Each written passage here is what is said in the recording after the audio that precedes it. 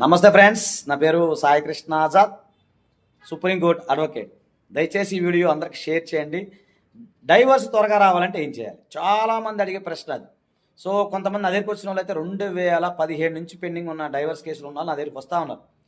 So అలాగున్నప్పుడు ఏంటంటే మీరు హైకోర్టులో ఒక పిటిషన్ మూవ్ చేసుకొని కేసుని తొందరగా క్లోజ్ చేసుకోమని చెప్పే రైట్ అయితే మీకు ఉంటుంది. ఒకటి లేదు, ఎదుటి వారితో నెగోషియేషన్ చేసుకొని దాన్ని కంటెస్ట్ డైవర్స్ని మీరు మ్యూచువల్ డైవర్స్గా కూడా మార్చుకోవచ్చు.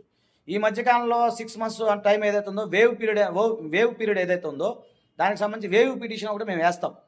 సో వేసినప్పుడు దాన్ని కూడా కోర్టు వారు పరిగణించుకొని, అంటే అమెండ్మెంట్ పిటిషన్ ఇవన్నీ వేసిన తర్వాత పరిగణించుకొని దాన్ని మ్యూచువల్ కన్సెంట్గా మనం మార్చేయచ్చు. సో కుదిరితే ఆ రోజే 1 రోజు 2 రోజుల్లోనే మీ కేసు క్లోజ్ చేసుకోవచ్చు. కాబట్టి 1 రోజులో 2 రోజుల్లో మీరు ఖచ్చితంగా డైవర్స్ పొందే అవకాశం ఉంటుంది. ఓకేనా ఫ్రెండ్స్? కాకపోతే ముందు గ్రౌండ్ వర్క్, ఫైలింగ్, నెంబరింగ్ దగ్గర లేట్ అవుతుంది. ఓకేనా ఫ్రెండ్స్? దయచేసి వీడియో అందరికీ షేర్ చేయండి. Thank you. నమస్తే. జై హింద్.